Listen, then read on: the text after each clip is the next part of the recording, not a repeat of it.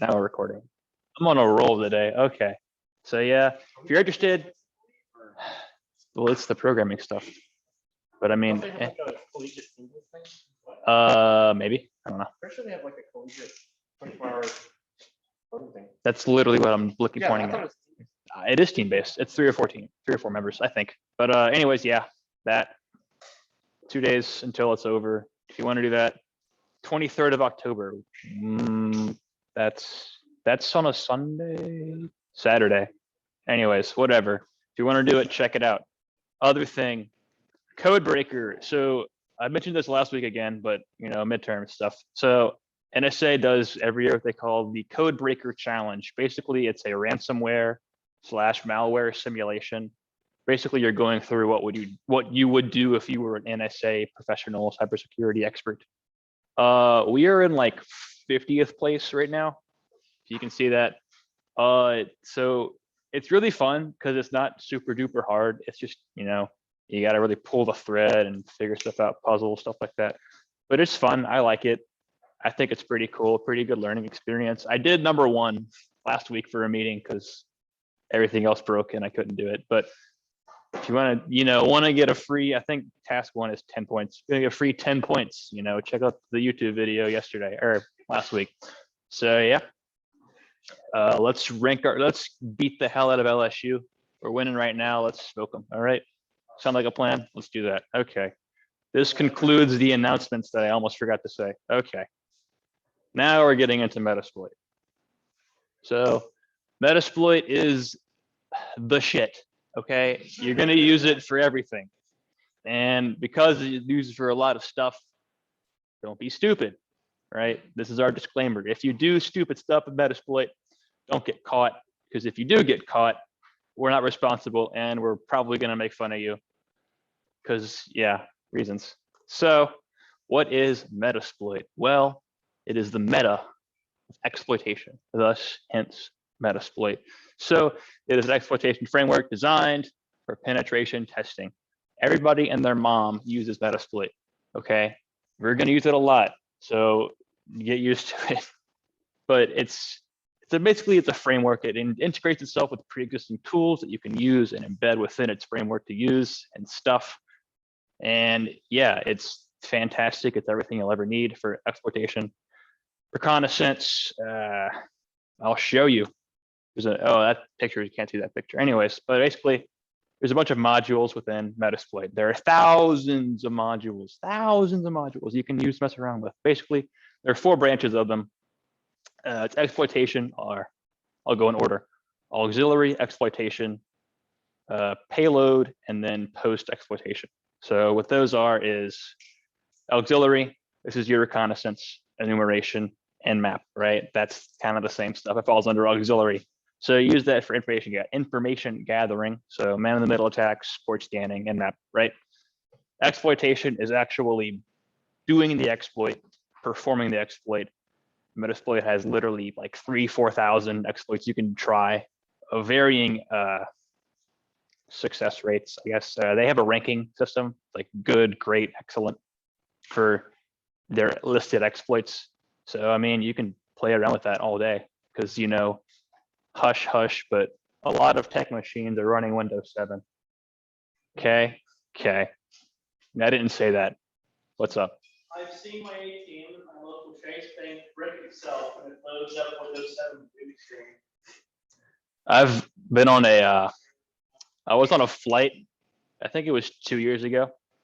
I won't tell you which airline, but basically the TV screens to watch movies. If you do this, like you can't really see, but like on the side of the screen to swipe it, touch screen, swipe it, you escape out of the screen it gives you, and you have access to the Windows machine. Literally, I mean, it was the stupidest. I mean, yeah. Can you write on paper what the airline is? I did say it. Don't. Okay. No. Not Spirit. They don't have movies, but okay. Anyways, yeah, exploitation, payloads. So when you execute an exploit, you would usually use what's called a payload. This is what you submit or upload into the target machine to perform stuff. And most of our examples this year, we're going to be using what's called a reverse shell. Basically, you're going to open up a shell on your machine, which has a shell access on the attacked victim machine.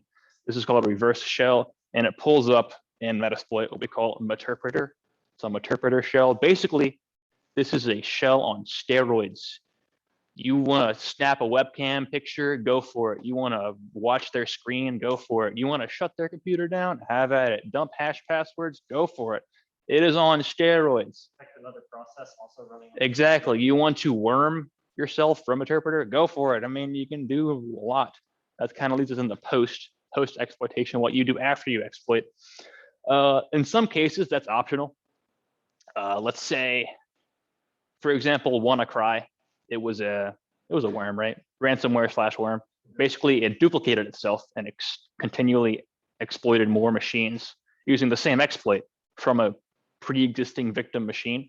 So you didn't really need your post exploitation because it was doing it by itself. We're not going to do malware that sophisticated, but we will look at it, see what it does later on in the year. I mean, we don't have that much. We don't have, weeks to write our own malware, but we will do in the future. We will do, or sorry, later in this meeting, we have time, a pretty basic entry point obscuring virus, pretty basic, and it'll try to evade antivirus bullshit. We'll do that in a second. So I was gonna say something. I forgot what it was. Anyways, yeah, post is what you do afterwards. Get your stuff. So go ahead and let's pull it up because hey, let's do it.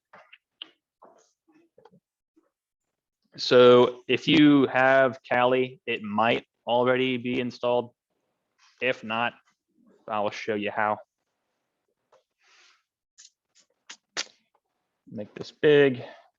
Okay. So installation is sudo apt install Metasploit framework, all 1/2 words. It's going to say I already have it, and it's not going to do anything on my machine, but that's how you do it. So if you do have it and you want to follow along, I'll wait. I can wait, people. You want me to wait? I don't mind. But if you have Kali VM, you probably already have it. No one is screaming wait. So we're gonna go ahead and just move on over. So it's to start it, it requires sudo because it does a lot of stuff that require root privileges. So to run it, sudo msf console. And this is gonna take a solid minute because it's loading thousands of exploits, auxiliary tools, exploitation stuff. And it's gonna take a hot second. It's probably also gonna break your terminal if you're using WSL, but we won't worry about that. And probably since I'm on Zoom and murdering my RAM, it's gonna take a hot second. There it goes. It's getting there. So we're going to load up, do a really basic example of a module, and then we're gonna crank it up and go into Shellter, which is a little more fun. So we're gonna wait patiently for my potato of a computer to crack on. Can I kill time? Nah. Come on, buddy. I know you can do it. Maybe we can crowdfund me, get a better laptop that can run stuff better, but thanks, man. Appreciate it. Come. Hell, I don't know. I'll take it. This thing is just taking its time. I love how whenever I test things on the last night before, it works just fine. And then when I get here, it's like, no, we're going to be slow. We're also not going to work. But hey, that's the way it goes, A lot. Because Zoom's recording and streaming, that's probably what it is. And also I'm projecting. So, I mean, it's a triple whammy. It could be the telemetry in the background. Might be because Windows sucks at virtualization. Sorry, what did I just say? Come on, man. So, you're right. I could have just said that. All right, let me see. Can I just skip ahead to something fun? Yeah. Oh, yeah. We can go over more PowerPoint slides. So exploitation is a 3-step process. Well, in some cases 4, in some cases 2, but basically, you know, reconnaissance. That's your introductory step. But exploitation is 1, executing the appropriate exploit. A lot of machines aren't fully updated to the latest, so we call these, there's an exploit that is out there that supersedes the antivirus of a machine. Like, let's say Windows 10 has a virus, and I can, I don't know, put a malware in a PDF document on the latest version of Windows. Those are called what are called 0 days, because the time to repair or fix that should take 0 days. The same day fix, kind of, sort of. You know what I mean? I forget the exact terminology, but like you need to fix that within 0 days. That's kind of what they mean. You have no time because it's already out in the wild, exploited, too late. There's also like 1 day, 2 day, but no one says that. They all say 0 day. There's 0 days since everyone's known about it. Is that it? Yeah. I thought it was a time to fix. Anyways, but yeah, It's the same idea. same premise. It's an unknown exploit that's now being exploited. Yeah, so you execute the exploit that you found or you created. You can make your own malware and make your own exploit if you're cracked. Uploading the payload and then running post. That is, like I said, optional. You don't need to run post if your malware is super awesome and good. Please tell me you're up. All right, Metasploit's up. Let's finally use it. So it's going to say, hey, Metasploit's loaded 2,000 exploits, 1,100 auxiliary tools, 400 post exploitation modules, 600 payloads, 45 encoders, 10 no-ops, and 9 evasion tools.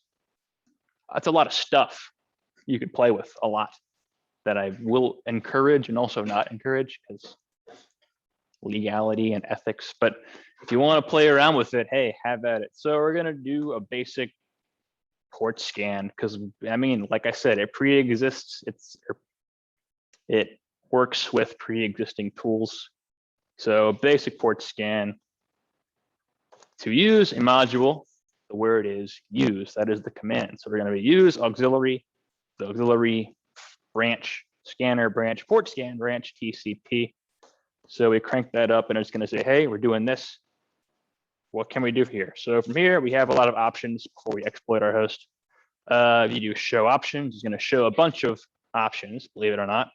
The name, setting, and the required description. Everything here is required. The only thing that is not set is our host or remote hosts. So to set the host, we would set our hosts. For example, my web host. We did this during Nmap, but hey. So yeah, host set. We do show options again. There it is. So ports. That's a lot of ports. We don't have time for that. So we're gonna do set ports. I don't know, 21 to 22, right? And if we go, oh, it messed up, we can do unset. And we can go show options and look, it's not there anymore. Or it goes back to the default, which is 1 to 10,000. We're gonna not do that. So ports 21, 22, my web host. To run the module, it is run, believe it or not. There it goes, 100% complete. 21 and 22 are open. That's really basic usage for a module. So we could do the same thing only in scripts because scripts make our life easier. Scripting is a good thing. You should always do it. Not always, but you should try to do it. Slight digression. I read a story about this guy who worked at some software company and he had cron jobs for literally everything. Basically, a few that I can remember was one, if he was logged in after 5 o'clock, he had a cron job to automatically text his wife, hey, sorry, I'm going to be late, you know, a random list of strings to text her. I remember. Yeah, and there was some employee that he hated, and if the employee ever emailed him with like, I'm sorry, or I'm my mistake in the email, he would automatically respond with a pre-existing like string list of a response like, hey man, don't worry about it. I'll take care of it. The coffee maker was the best part. So apparently the coffee maker in this business has open SSH, apparently. Telnet, open Telnet. So yeah, so what he could do is send a command to this coffee maker and have it, you know, produce coffee. And the time it took for him to walk from his desk to the coffee machine was the exact amount of time it took for the coffee maker to work, which I think is pretty cool. Yeah, scripting is fun. We should do a lot more scripting. We did go over Bash, but like, it's 6:17. We can do Shellter, obviously. Let's go. So, does anybody know how antivirus scans work? The good ones or the bad ones? Both. They hash the program and they go, yeah, I've seen that before. Or they go, I haven't seen that before. And Yeah, the bad ones, they just take hashes and go, hey, pre-existing. This exists somewhere already. It's probably bad. The decent ones they use, or yeah, what's up? What do you think? They steal all your RAM in the background. That too. Avira, McAfee, they're pretty guilty of that.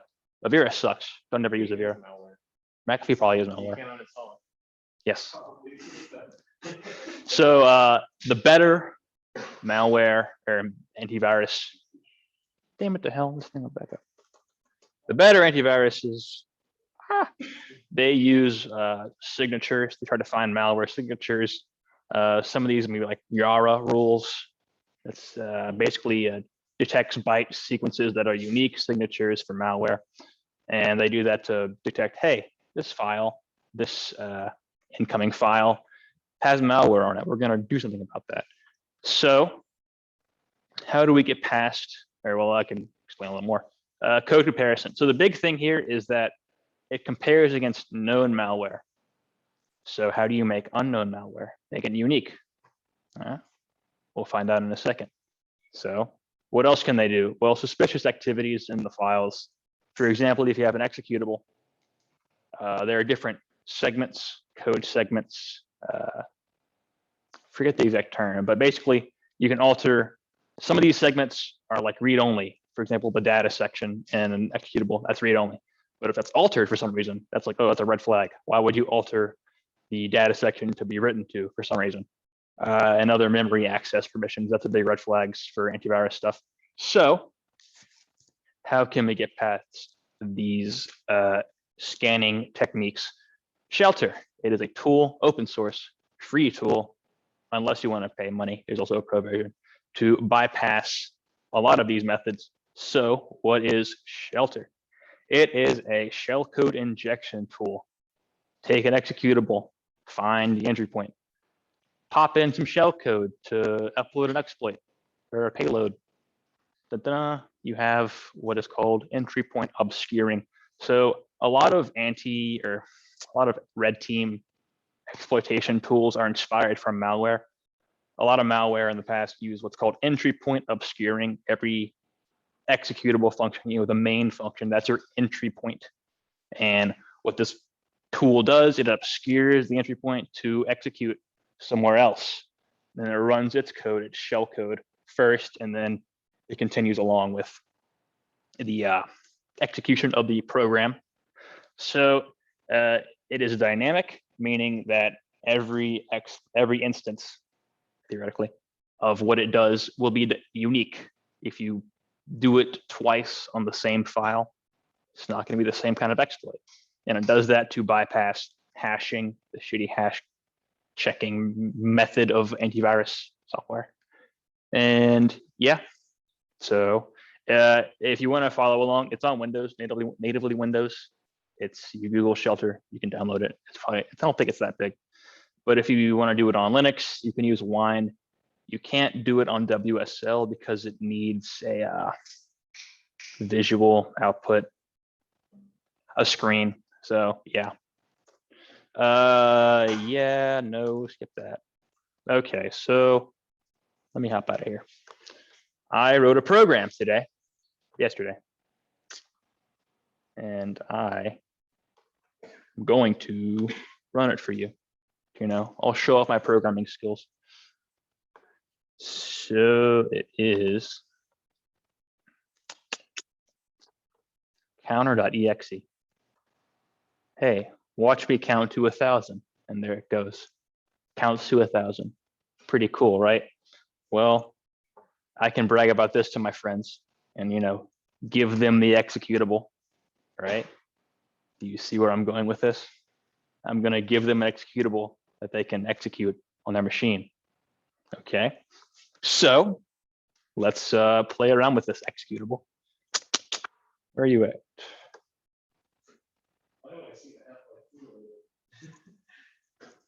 Like 3. Shush. Where the hell did I put Shellter? I know I have it on here. I had it on here. Let me see. Yeah, man, I like the source engine, man. You should run Idaho against lockdown. We could do that. Where are you at, Shellter? Did it just nuke itself? What the heck? Where did it go? All right, well, I'll do it the. I bet it did. Damn it. You gotta exempt your C drive so this game. I forgot to be smart, man. I'll have to. Let me just pull up. If you want your computer to run faster, just exempt your entire drive from Windows Defender. Yeah, I am anti-virus. You don't need them unless you're torrenting files. They're making malware. I mean. Yeah, it did. Come on. Yeah, it's telling you. Oh, that's a interpreter. You can't do that. Yeah, no turn it all off. I will turn it off, but I need to replace the files it nuked.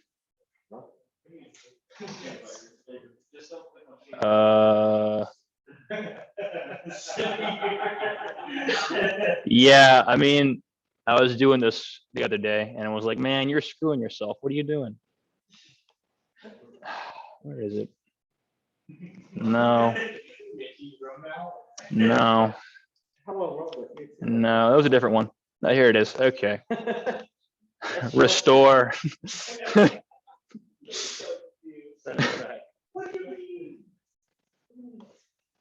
There it is. Okay, let me turn off my antivirus. Can you believe this? The antivirus didn't like the virus maker. Wow, can you believe that?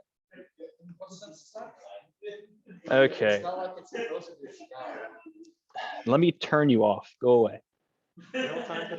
I don't need it.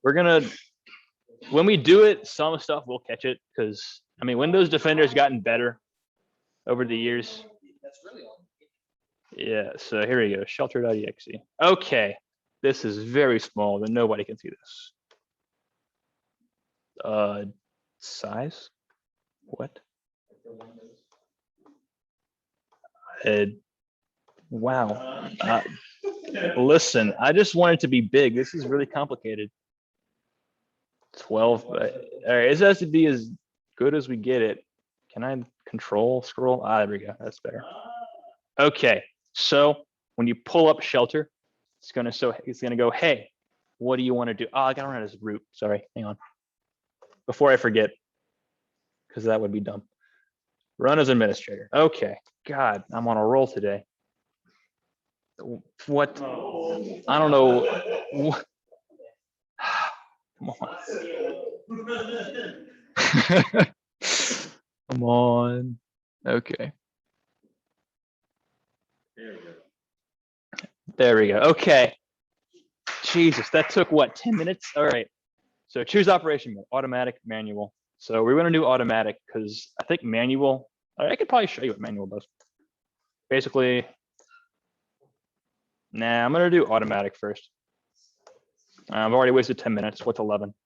So, oh, you're right, I do. Damn it, the hell.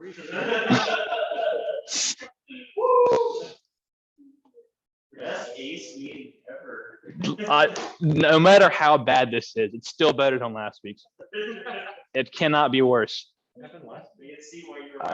3 of the 4 things I wanted to do did not work for Wireshark, and I was very mad. You ruined it. We don't want to do an online version check, so we need to, you know, that program I showed you a half hour ago. All right, let us exploit it. All right, so we're gonna copy this / what was it? Countdown. I already forgot what it was called. Counter.exe. Counter.exe. So it's gonna make a backup of the file for reasons. So it's gonna do some stuff. You know, it's going to find an entry point, and it's gonna run through the program and find, if you can see that at the very top, run through as many instructions as possible to obscure the entry point and inject its shellcode. So this is going to take about 30 seconds. Go ahead. Does Shellter sign your executable? I think the pro version does. Can you like forge a Windows Microsoft signature? And Maybe not Shellter, but I know you can do it. I can't know. I forgot how. It might. It might. So 30 seconds in. So there. if us to strike another computer, doesn't it make it counter strike? Global offensive. Okay, so it did it. It found a good position. So it's going to ask, do you want to enable stealth mode? So stealth mode is basically, do you want this to continue, this executable to continue as if nothing happened? In this case, let's go yes, because yeah, why not? If you tick, so when you exploit a executable, it lasts the exploitation. Like for example, a reverse shell that we'll put in a second. It only lasts as long as the executable is running. So if we go with stealth mode, yes, and the voice crack, and if the file ends executing, that's why I made it a 10,000 second timer or 1,000 second timer. So if you stop stealth mode and make it not work at all, you have a shell forever until they figure it out. If you go stealth mode, it lasts until the executable is done executing. But for this case, we're going to enable stealth mode.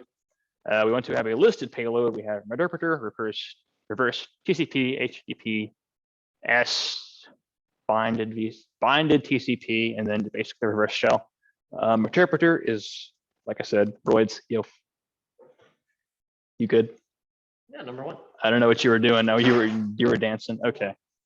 So for this L host stands for listening host, basically what we're going to be listening in on. So gotta grab my IP because yeah. You can't just look at it? Maybe. The loopback address? Maybe. You can do loopback. Surely you can just do loopback. Listen, I'm doing what I did last night. Well, what if you get reassigned to a different IP? I just checked it. It's right there on. Okay, so yeah, listening host. If I get screwed out of this and my computer crashes, we're gonna pick a random port. I don't know, 6767. Done. It's gonna do some more stuff. And then it's gonna say exploit done. Injection verified. Okay, so now what we have is a malicious executable that can be run, will act completely normal, and where we can get a reverse shell and wreck some stuff. So on our side, what we need to do now is hop out of, please don't, oh shit. All right, well, let me kill another 3 minutes. So we pull up Metasploit back up in about 5 hours. We have to create a listener for the exploit. It's going to send a message back on port 6767 saying, hey, reverse shell. So if you're in the Discord, you saw a meme I posted of the guy, the very alcoholic man. I got a reverse shell and he starts dancing. Yeah, but you're gonna figure out why we're gonna start dancing in a second. So I say in a second, let's see, what else can kill time? Yeah, these are just instructions. Can we upload it to Virus Total? I was gonna do that in a second. I have a PE Explorer. Aristotle, I tried it yesterday. It actually gave pretty surprising results. Like I thought it would be like caught by everything, but not really. Like half of them? Less than half actually. It's like 40%. Which in my book, that's a win. But so when we get Metasploit up and running, if we get Metasploit up and running, we will finally get a reverse shell after 45 minutes. It's been a half hour, but still, it's felt like a 45 minutes. We'll finally start doing some fun stuff because hey, always. No, I have no idea. Probably not. Right click the battery. Power option. Man, you want balance? Well, I don't see any other plans.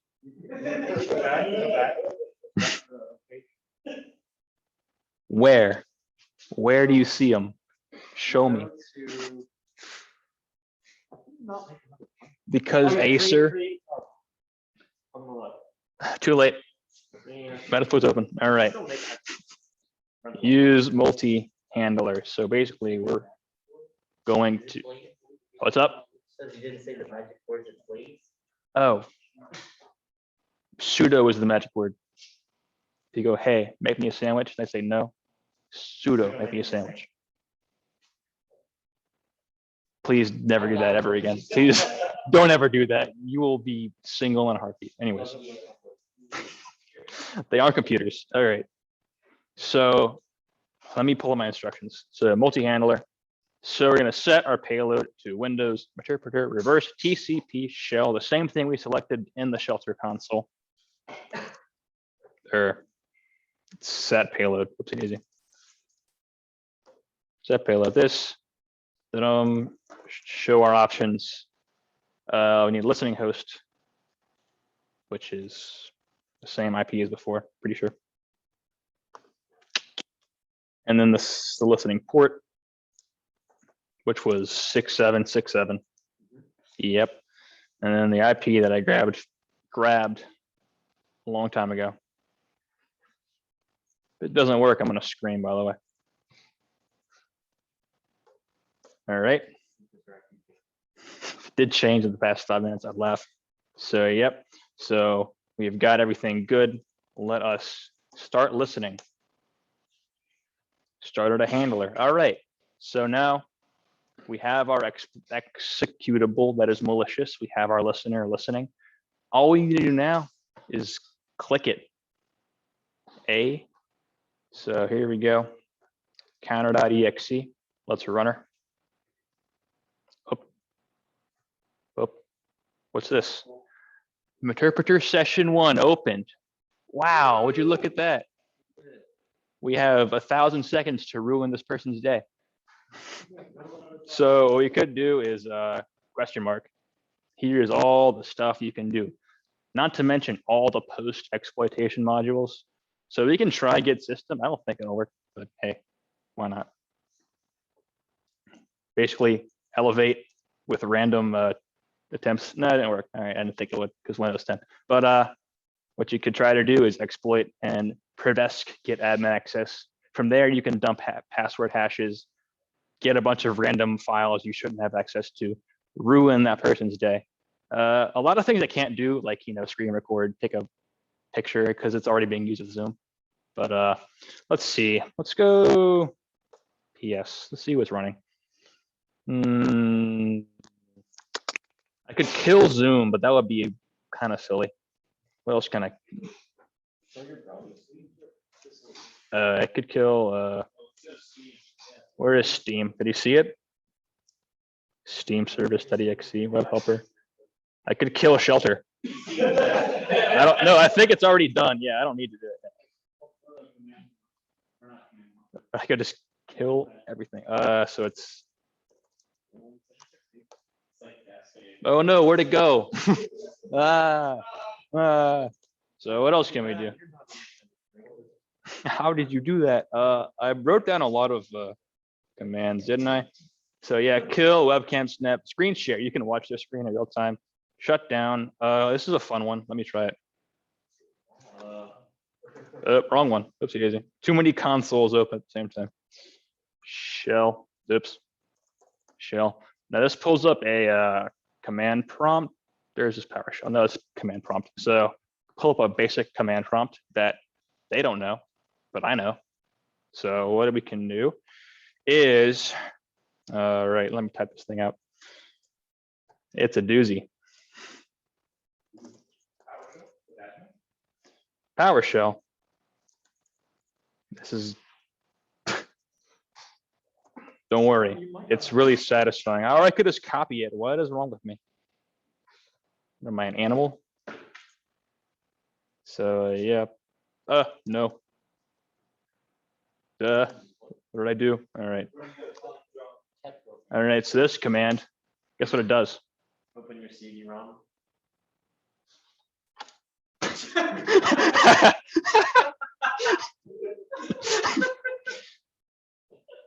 You can do that. Yeah, all right. This thing is so dusty, it doesn't even want to come out. But yeah, I would shut down the computer, but I'm recording a Zoom meeting, so I probably don't want to do that. But yeah, that's Shellter. I encourage you to not do it and not have fun with it and not try to make fun of your friends for being stupid. Windows 10 is probably going to catch it. Oh yeah, let me pull that up. Windows 7, which is EOL. Probably not. Let me pull up, where are you at? PU Studio. So this is a executable explorer. It shows a lot of metadata, header information. Let us drag and drop counter.exe. It'll show us a bunch of stuff. The header, whoops. I was waiting on virus total to tell us. It's probably screaming because I have 14 different things open. We could just, excuse me, go to virus total. Toss that bad boy in there. So you know how I said everything is unique? So well, odds are this is going to be a unique hash. So virus total will take a hot second to scan it. Drag and drop. Confirm upload. Yep, and it's a completely unique hash, completely unique and new file. It's going to start scanning it with a bunch of different stuff. So it's going to set up analysis. So far, what is that? 10 out of 40, 17 out of 61. What did it skip? Alibaba. Yeah, I mean, Avast, Baidu. What else? Oh, did McAfee not catch it? McAfee didn't catch it. Hey, that antivirus virus that you have to download for everything. Anyways, they offer that on Amazon, like get McAfee package, $28 for a whole year. No. Well, it doesn't help with an open source entry point obscuring malware creation tool. I mean, come on now. Super anti-spyware, I didn't catch it. I thought Baidu would fail, or not Baidu. I thought of Vera. Yeah, Vera doesn't catch it. What else? Yandex. I don't know half of these, but 20 out of 65, that's what, a 30% chance more or less of it getting caught. Let's say, I mean, it's Windows, let's say Windows 7. I mean, that sucks. You're screwed now. I mean, it's really stupid, sometimes easy. Yeah, pull up P Explorer. It's got a couple of, it's gonna be like, hey, some of the stuff shouldn't be here. I don't think it's gonna show anything important, but yeah, that's pretty much it for Metasploit and Shellter. We'll do a lot more Metasploit in the future with Word. I think next week is Word macros, like malicious PDFs, stuff like that. That's next week. So we can try that. It'll be fun. Cool. All right. So that's it for this meeting. Please continue on hacking. Thank you all on Zoom for coming. Appreciate it.